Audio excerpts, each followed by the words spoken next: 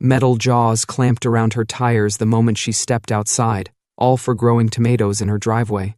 The HOA president smirked while a stunned officer gaped at the spike strips. "They did this over vegetables?" he muttered. But she'd uncovered a 1992 legal clause buried in the neighborhood's founding documents, one that would transform this petty AOA war into a full-blown revolution.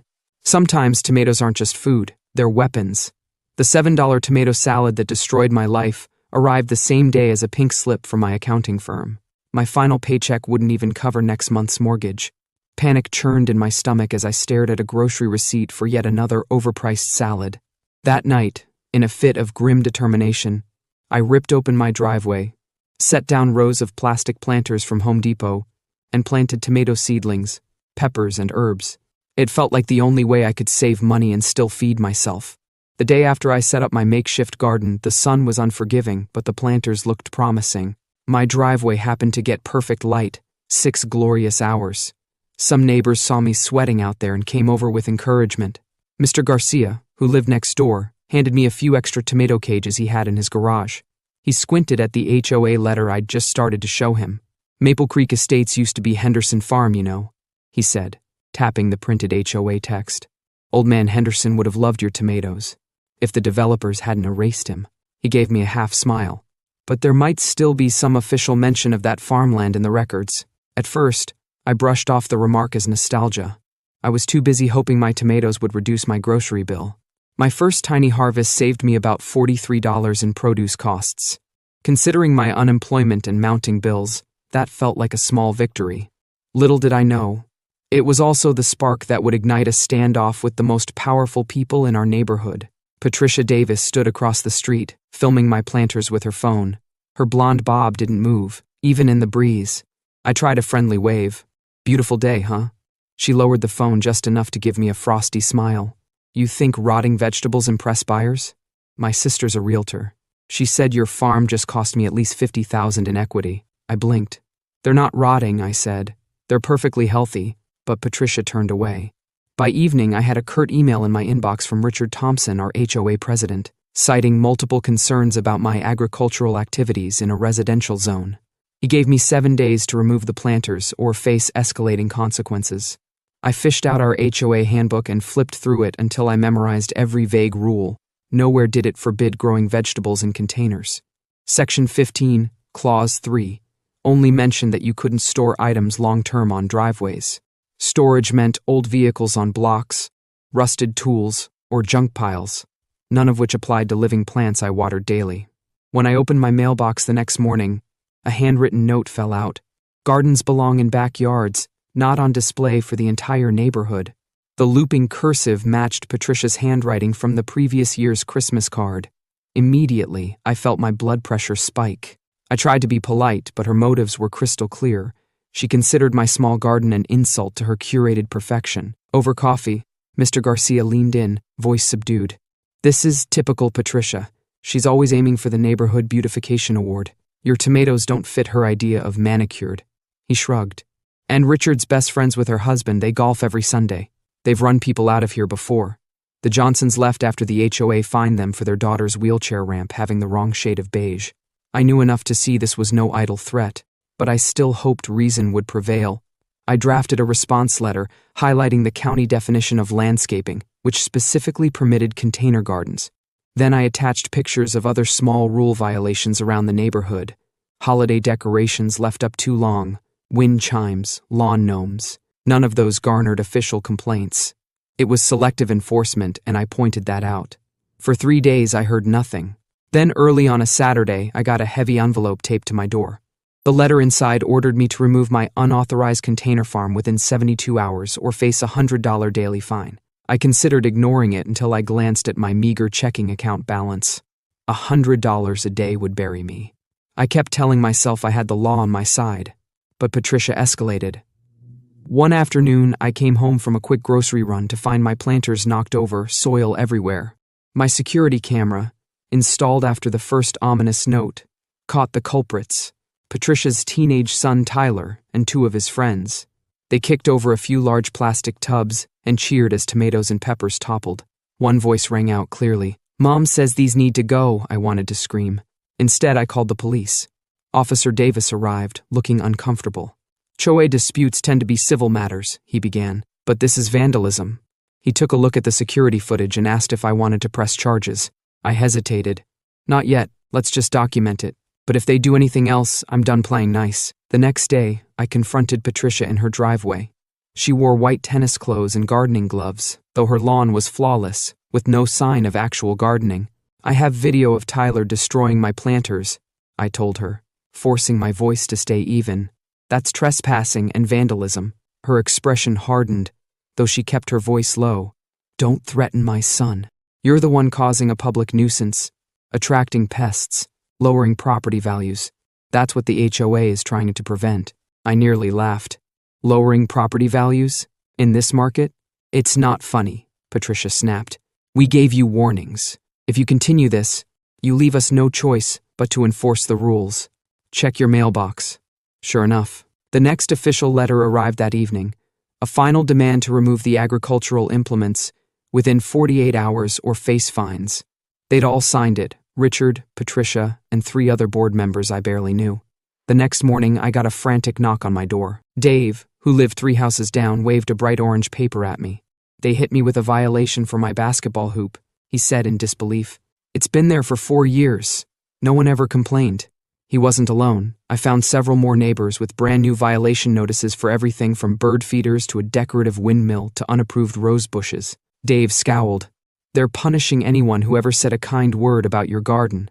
Sophia from next door joined us. Patricia bragged at book club that she'd start with the farm problem, meaning you, and clean up everyone else after. She and Richard have total control. Everyone's afraid to speak up. That night, I invited the neighbors over. 8 people came, each bearing stories of petty infractions, fines, or threats from Richard and Patricia. It felt like a miniature rebellion forming in my living room. We should all show up at the next HOA meeting, I said, and call them out together. There were nods all around, strength in numbers. I also made it my mission to research selective enforcement laws for HOAs. I gathered photos, dated them, and wrote detailed notes. If we were going to beat them, we had to be thorough. When Monday morning rolled around, a landscaping truck rumbled up to my driveway. 2 men in uniforms got out, explaining they had an HOA work order to remove my planters. I politely told them if they touched my property, I'd call the police for destruction of private property. They left, looking unsure, but within an hour, I got a scathing email from Richard about my continued defiance. That afternoon, I noticed Patricia strolling the neighborhood with 3 other impeccably dressed women, pointing at various houses. When they reached mine, Patricia practically performed a dramatic flourish. And here, I heard her say, is our local farmland. The women shook their heads in synchronized disapproval. I'd had enough. I called the county housing authority, hoping they could provide guidance. A clerk named Marcus listened to my story, exhaling in sympathy. They can't just violate county ordinances, he said. And some developments here have old farmland protection clauses from decades ago. You should check the original community covenants if your property sits on land once zoned for agriculture. Old farmland protection? My mind replayed what Mr. Garcia had said. That night, I drove to the county records office, rummaging through dusty files until closing time. At last, I found something in the original 1992 Maple Creek Estates Development Plan. Section 8 was short but eye-opening. In accordance with the County Agricultural Heritage Protection Act, all homeowners in Maple Creek Estates retain the right to cultivate food-producing plants on their property, provided such cultivation does not create hazardous conditions. I took pictures of that entire document, heart-pounding. I had no idea if it would help me keep my garden, but it certainly contradicted the HOA's claims. When I got home, the planters I'd painstakingly reset were doused in some foul-smelling bleach. The leaves wilted, turning brown on contact. My eyes burned from the fumes. As I stood there shaking, Patricia drove by slowly, smiling in that icy way she had, as if she were proud of the damage. I didn't realize chemical sabotage was just the beginning. Early the next morning, scraping metal sounds jolted me awake. I rushed outside and nearly dropped my coffee mug at the sight. 2 men in bright yellow Maple Creek maintenance vests were drilling strips of metal with sharp spikes on both sides of my driveway. "Hey!" I shouted, racing over. "Stop it!" They paused, startled, but the older one shrugged. "We're just following HOA orders, ma'am. Nothing personal." These are property demarcation devices to indicate a violation zone. Property demarcation? I repeated, incredulous. They're spike strips, like the police use to stop criminals. You're basically trapping me. The younger worker averted his eyes. If you drive over them, your tires will get shredded, he admitted. I called the police again, furious. Officer Martinez arrived, studied the strips, and shook his head. Look, I get why you're upset, but HOAs often have broad authority under community covenants. This might be a civil issue. Civil issue? They're holding my car hostage, I exclaimed. How am I supposed to go anywhere without destroying my tires? He frowned sympathetically. I suggest contacting the HOA board to remove them or negotiating compliance. I'm sorry. Negotiate compliance. As if I were the unreasonable one. I stomped across the street, intending to confront Richard directly, but Patricia stepped into my path, phone in hand, clearly recording. Well, if it isn't Maple Creek's own Farmer Jones, she said with a smirk. Quite the predicament. With those spike strips. This is illegal, I seethed. You can't detain someone on their own property. Patricia shook her head. You were given multiple warnings to remove the planters. Now you're stuck. Remove them, and the HOA can remove the spikes. Simple. Richard appeared behind her, arms crossed. We've had complaints from 7 different homeowners about your rotting produce. This isn't personal, but Patricia couldn't resist adding, maybe you can grow enough to feed yourself now that you can't drive to the grocery store. My mind whirled with rage and desperation. I had a doctor's appointment soon, and I needed to pick up my mother from physical therapy. Instead, I ended up borrowing my neighbor Ellie's car, carefully steering my riding lawnmower around the spikes to get off my driveway. I drove straight to the county records office again, and spent another 3 hours confirming every detail of that farmland clause. If the HOA's new rules contradicted the original covenant, maybe I had a fighting chance. What I discovered set my heart racing. The Maple Creek Estates developer had explicitly promised to preserve agricultural rights when they purchased the Henderson farm. That promise was part of the property deed, meaning the HOA couldn't override it. The next morning I called Sarah Jenkins, a property rights lawyer recommended by the clerk at the records office. I barely got 3 sentences into my story before she let out an incredulous laugh. Spike strips? I've seen some wild HOA battles, but that's a new one. I brought her all the documents I'd compiled. She flipped through them, occasionally letting out little exclamations of disbelief. This is huge, she said. The Maple Creek developer left in a farmland protection clause under the county's Agricultural Heritage Act of 1992. That predates the HOA bylaws by years. They can't legally force you to remove your vegetable garden. In fact, it's specially protected. My shoulders sagged in relief. But what about the spike strips? Sarah's brows knitted. That could be seen as unlawful detainment or harassment. We can file an emergency injunction. By noon, she'd prepared the paperwork. I felt lightheaded from the adrenaline rush. Just to be safe, I posted a single photo of the spike strips on our neighborhood's online forum with a question, is this how an HOA should handle a vegetable garden dispute? The post exploded. Residents I'd never even met commented in outrage, sharing their own stories of petty fines. Within hours, local news channels reached out to me. By mid-afternoon, I had a reporter from Channel 7 on my doorstep. I was explaining how the spike strips had trapped my vehicle when a black SUV screeched to a halt across the street. Patricia jumped out with Richard right behind. The reporter's eyes lit up, sensing drama. Mr. Thompson, Mrs. Davis, the reporter called, microphone at the ready. Did you authorize the installation of these tire-puncturing devices?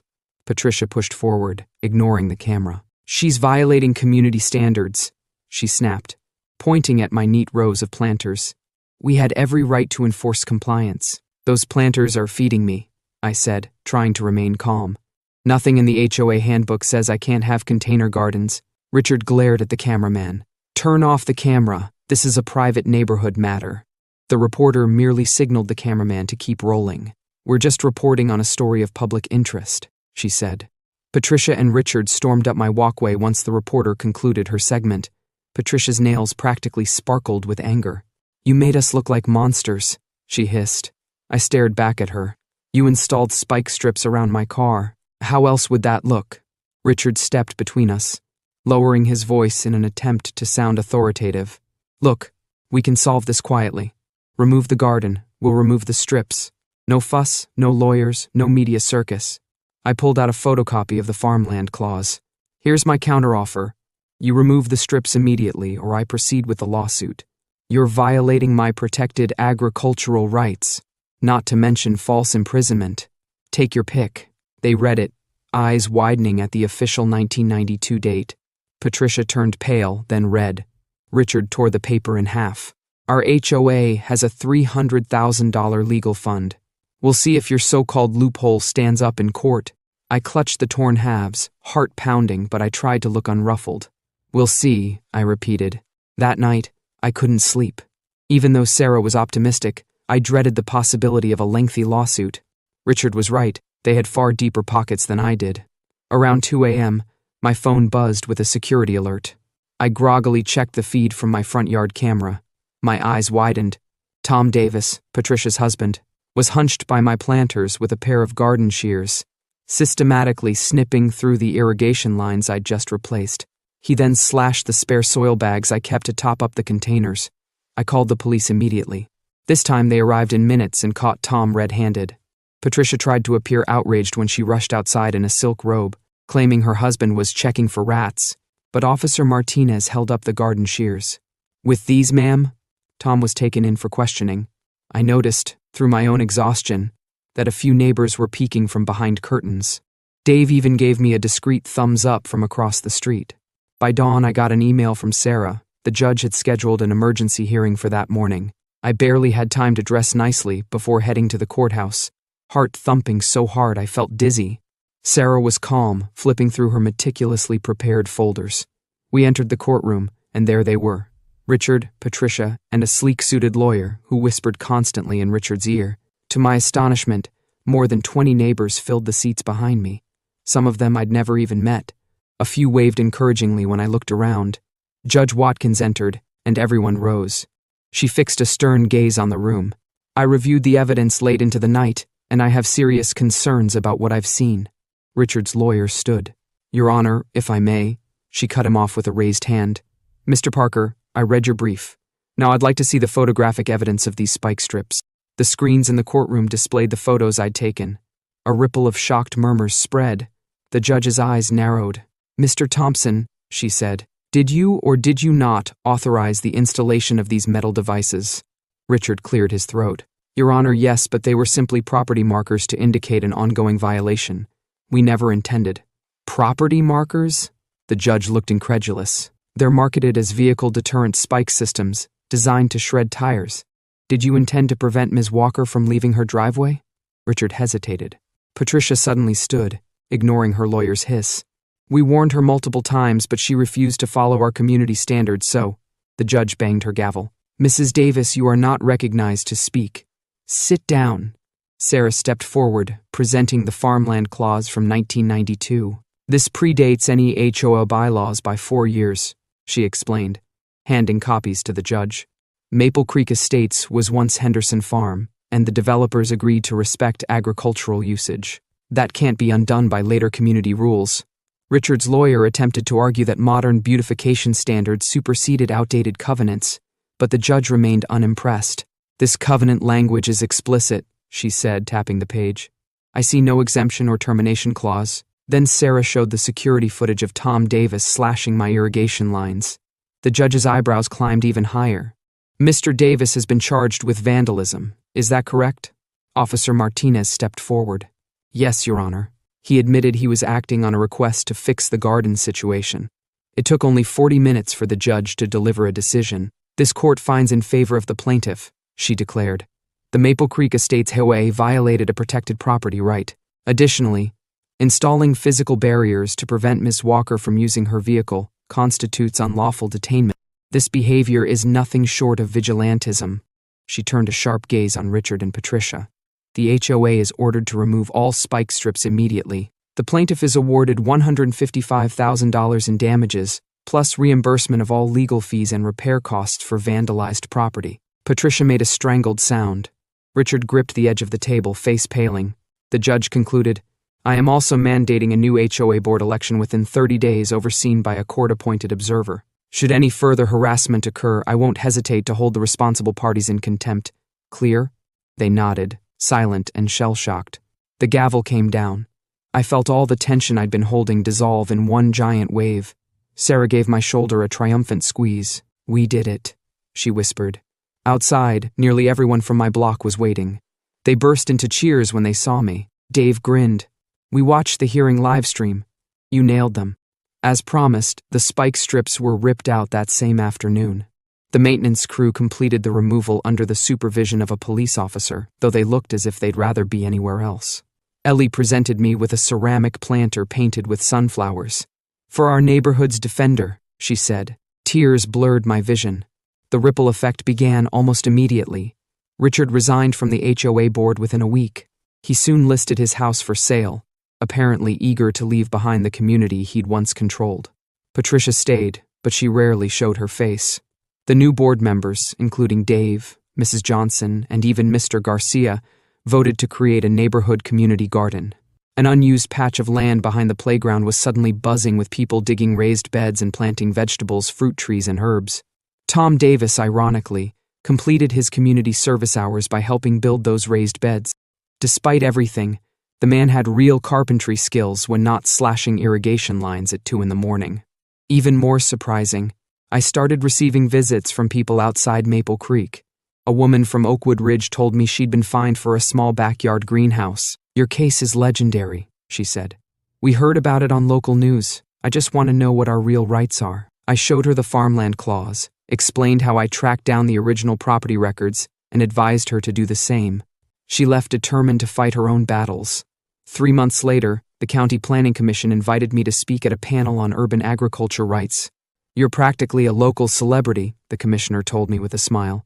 "Your case against Maple Creek Estates changed the way people see these HOA disputes." Standing at that podium, I recalled how humiliating it felt to discover spike strips around my car just for growing tomatoes. At the end of my speech, I added, "They called it a loophole. I call it justice." But when other neighborhoods started adopting what some folks are calling tomato laws, that's when I realized my driveway wasn't just growing vegetables. It was growing hope. I went home that evening to water my plants.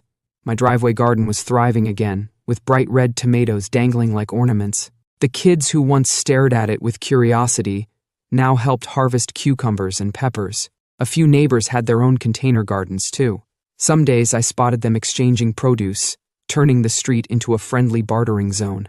Patricia rarely spoke to me anymore, and she still refused to acknowledge the success of the new community garden. But her husband quietly apologized one day, while hammering together the last of the raised beds for his court-ordered hours. "I'm sorry," Tom mumbled, not meeting my eyes. "Never thought it'd blow up like this." I just nodded, letting him work. The old me might have yelled, but after everything, I felt more relieved than angry. The real victory wasn't punishing the people who caused me grief, but freeing the entire neighborhood from their intimidation tactics. Every time I see faint marks on my driveway where the spike strips once were, I'm reminded of how close I came to giving in.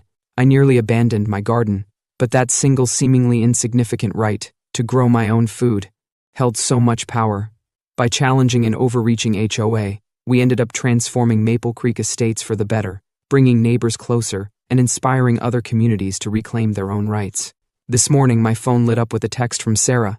The state legislature is reviewing the Homeowner Food Freedom Act, citing our case as an example. I couldn't stop smiling. I'd once wondered if standing my ground was worth the stress. Now I knew it was. Sometimes you plant a seed to feed yourself for a day. Sometimes you grow something bigger, a movement, a change that protects your neighbors. And it all started because one small garden made Patricia Davis so angry, she never thought to check the law that had been there all along. As my grandfather used to say, before you dig up someone else's garden, you'd better know whose land you're really standing on.